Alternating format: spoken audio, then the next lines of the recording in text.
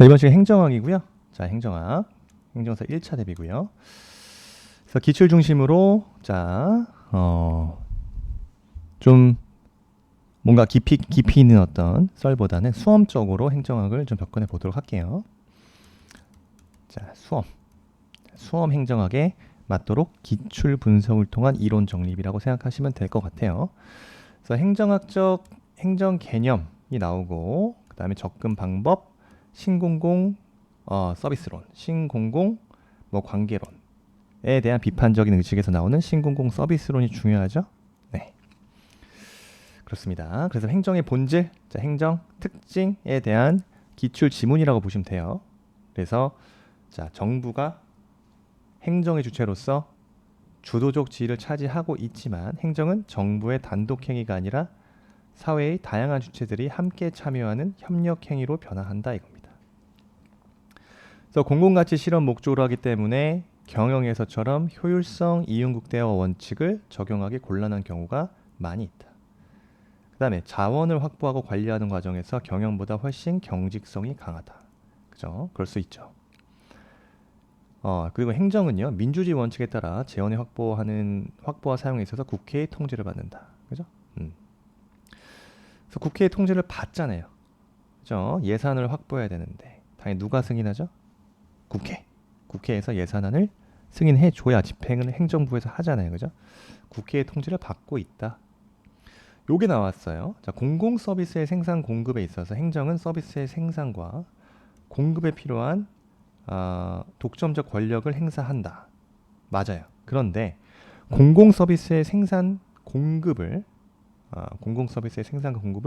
정부가 독점하는 건 아니다.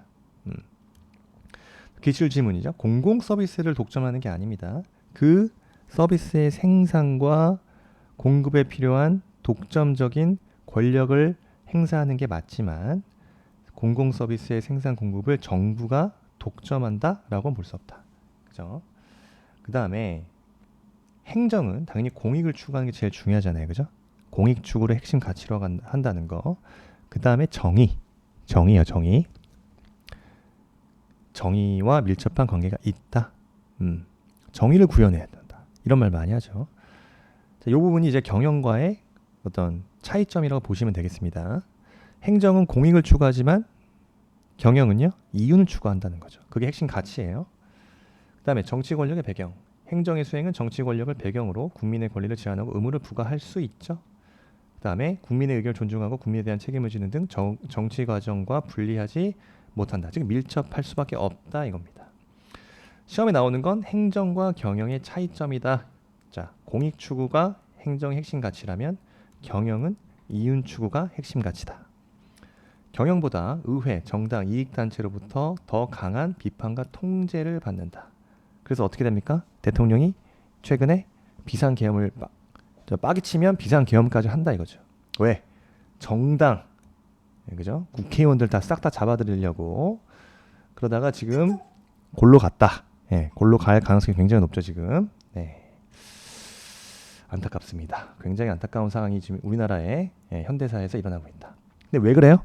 그만큼 행정은 경영보다 의회, 정당, 이익단체로부터 강한 비판과 통제를 받기 때문에.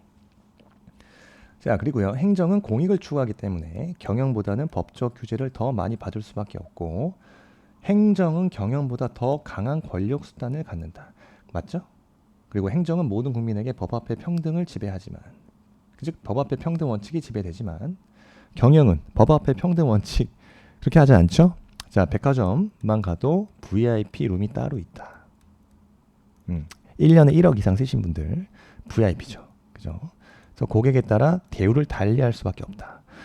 자, 비즈니스석 비행기가 대표적이잖아요. 자, 퍼스트 클래스 비즈니스 들어가고 싶지만 다 들어갈 수 없다. 돈을 많이 내면 들어갈 수 있다. 그런 겁니다. 그만큼 자본의 논리에 따라서 자, 경영은 자본의 논리에 따라 움직이기 때문에 그렇다. 자, 상대적으로 행정은 정치성과 권력성이 강하게 나타나고 경영은 관리적인 측면이 강하게 나타난다. 관리적인 측면이요. 헷갈리시면 안 돼요. 그래서 기출 19년도에 행정은 관리적 측면이 강하게 나타나고 경영은 권력적 측면이 강하게 나타난다. 이렇게 해서 틀린 지문으로 낸다 이겁니다. 자, 경영과 비교. 자, 옳지 않은 걸 골라라. 그죠? 자, 행정의 목적은 공익추구이고 경영의 목적은 이윤국대화다. 행정은 경영보다 상대적으로 엄격한 법적 규제를 받는다. 행정은 모든 국민에 대한 평등성이 강조되지만 경영은 이윤추구 과정에서 고객간 차별대우가 용인된다. 그렇습니다. 행정과 경영은 능률성을 추구하는 과정에서 유사한 관리 기법이 많이 활용되고 있어요. 그래서 신공공 관리론이 대표적이다. 자, 기업가적인 정부 형태를 지향하는, 그죠? 그 경영에서 어떤 경영 운영 방식을 행정에 모티브를 따라서 적용을 해야 된다라는 이론도 있죠. 자, 어쨌든 행정과 경영은 그 능률성을 추구하는 과정에서는 유사한 관리 기법이 많이 활용하고 있다. 옳은 지문입니다. 5번 상대적으로 행정은 관리적 측면이 강하게 나타나고 경영은 권력적 측면이 강하게 나타난다 해서 틀린 지문으로 나온다 이거죠. 자, 그 다음에 이런 문제가 나와. 2021년도 그나마 최근 문제에서도 국가 발전 목표를 위해서 정치를 비롯하여 경제사회 변동을 주도해 나가는 행정학설은 뭐냐? 뭐야 이게? 발전 기능설이다. 네, 그래서 1960년도 경제성장제일주의에서 행정우위론적 입장입니다. 행정관리설은 19세기 말 행정학 성립 시기 행정학적 행정 개념으로서 행정을 인적, 물적 자원의 관리로 본다. 행정의 행태설은요, 행정의 개념을 의사결정 과정으로 본다. 그래서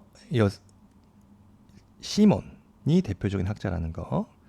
2번, 5번 다 행정법학적인 행정 개념에 해당한다. 이렇게도 2021년 나왔는데 요 최근에는 또 이런 식으로 문제가 나오지 않아요. 그렇지만 행정학의 기초 이론은 정리해야 된다. 그래서 뒤에서 좀 더 자세히 보고요. 자, 행정은 근대 국가에는 야경, 방임 국가로 국가는 오로지 국방과 치안과 외교와 재정권 등 최소한의 사회 안정 기능만 담당했다. 최소의 행정이 최선의 정부라는 개념이었다면, 그죠? 행정 국가는 시장 실패 등을 겪으면서 단순한 규제뿐만 아니라 적극적인 조정, 즉 경제 안정이라든가 재분배 등을 담당해야 된다. 이겁니다. 그래서 행정 문제가 전문적이고 복잡해짐에 따라서 입법부에서 정부 관료들에게 더 많은 위임을 해야 된다. 권한을 위임해야 된다. 그리고요, 행정기구의 확대, 공무원 수의 증가에 따라 재정 규모가 급격히 팽창하고 있다. 그죠? 예. 특히 문재인 정부 때 공무원 수가 굉장히 많이 늘어났잖아요. 그래서 그만큼 정부 예산이 많이 든다는 거죠.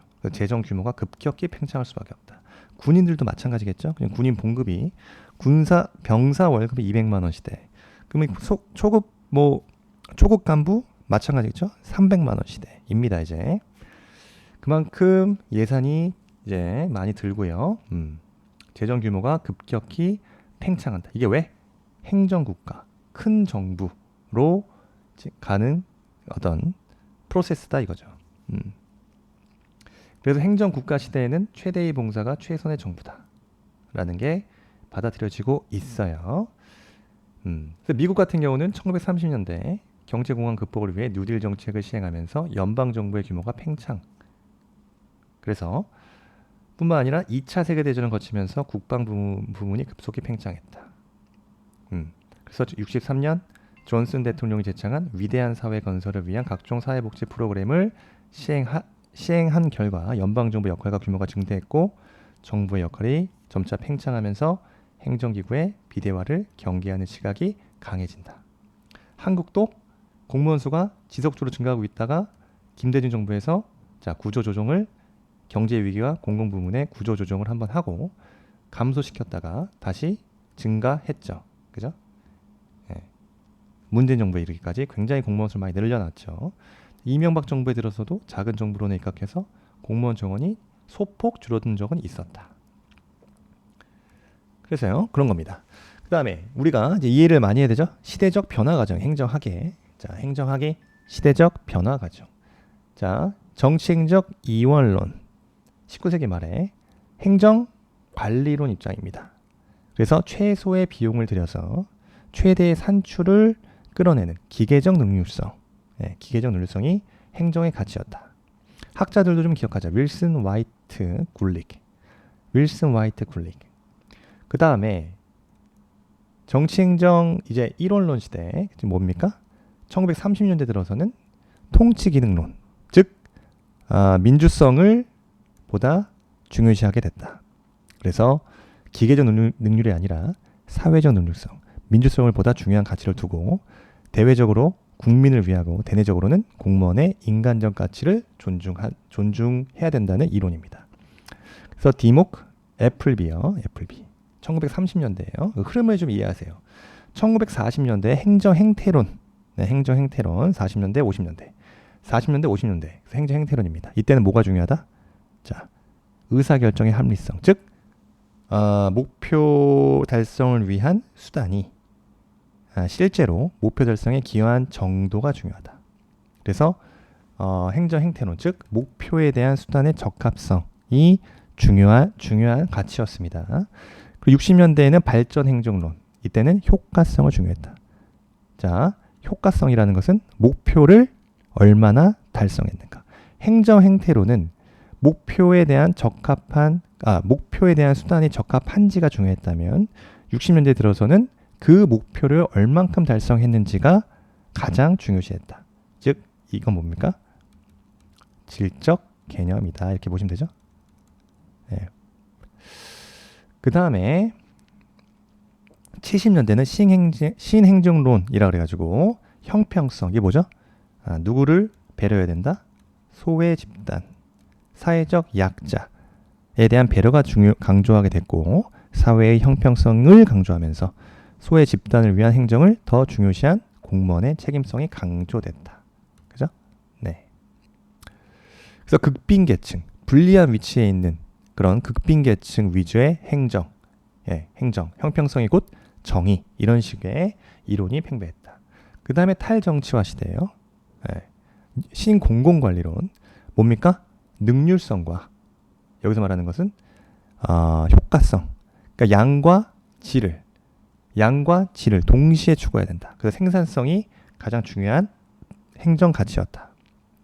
그리고 90년대 이후에는 신뢰와 가치요. 신뢰와 가치. 누구에 대한? 정부에 대한 믿음, 정부에 대한 신뢰성이 행정의 중요한 가치였다.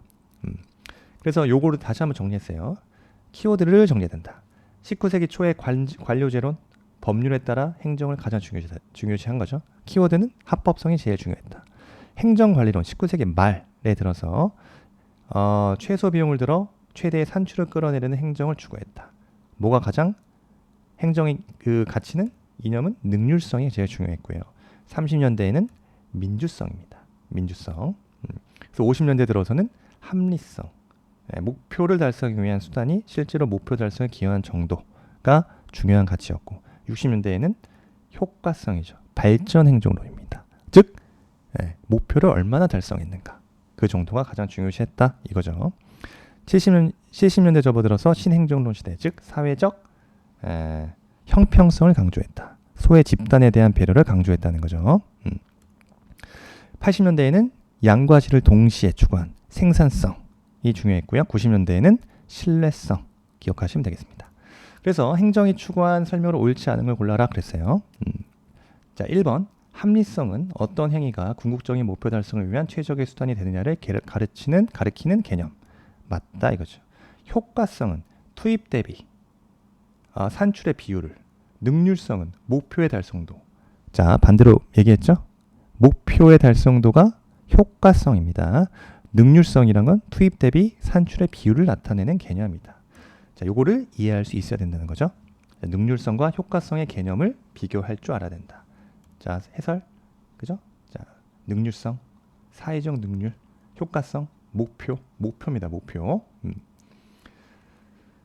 그 다음에 행정의 민주성은 대외적으로 국민의 의사를 존중 수렴하는 수렴과 대내적으로 행정 조직의 민주적 운영이란 두 가지 측면이 있다. 그렇습니다. 그죠? 대외적, 대내적. 수평적 형평성이란 것은 동등한 것을 동등하게, 수직적이란 형평성이란 것은 동등하지 않은 것은 서로 다르게 취급하는 것을 의미한다. 그죠? 네. 다시 한번 또 정리해서 표도 굉장히 많고요. 자, 계속 정리하는 게 중요합니다. 왜냐하면은 이게 안 나올 수도 있어요. 제가 봤을 때는 이제는 안 나와도 될 것 같은데 나올 수 있기 때문에, 그동안 많이 나왔기 때문에 그 행정 이념에 대한 변천사는 좀 기억하고 있어야 된다. 자, 표로도 다시 한번 정리했고요. 능률성은 산출, 투입 대비 산출을 말하는 것이다. 효과성은 목표를 달성한다. 결과를 중시했다. 생산성은 능률성과 효과성 입니다. 형평성은 사회계층, 극빈계층, 소외계층 위주의 행정의 중요 이념으로 봤다. 1970년대 신행정론 시대. 아시겠죠? 그래서 자, 능률성이다. 투입에 대한 산출의 비율로서 과학적 관리론에서 추구하는 행정가치 능률성이다. 맞아요. 자, 2번 사회적 능률성은 민주성 개념으로 이해되는데 신행정론에서 처음 주창된 가치이다. 그게 아니라는 거죠.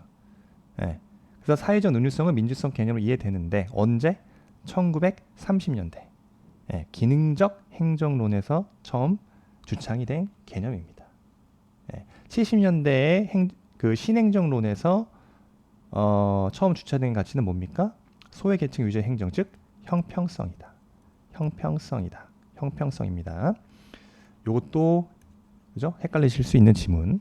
사회적 자본은 사회 구성원들 간의 신뢰와 협력을 중요시합니다. 그죠? 1990년대 그죠? 이후 뉴 거버넌스 신뢰성이 중요한 행정 이념이죠. 네, 그렇습니다. 그래서 한 번 더 볼까요? 패러다임과 추구하는 가치를 바르게 연결한 것은 행정관리론, 절약과 능률성. 맞죠? 이런 식으로 문제가 나옵니다. 자, 이번 시간 여기까지 하고 다음 시간부터는 좀 끊었다가 행정 환경 들어갈게요. 그래서 정치행정 2원론, 정치행정 1원론 하나하나 조금 더 디테일하게 들어가도록 하겠습니다.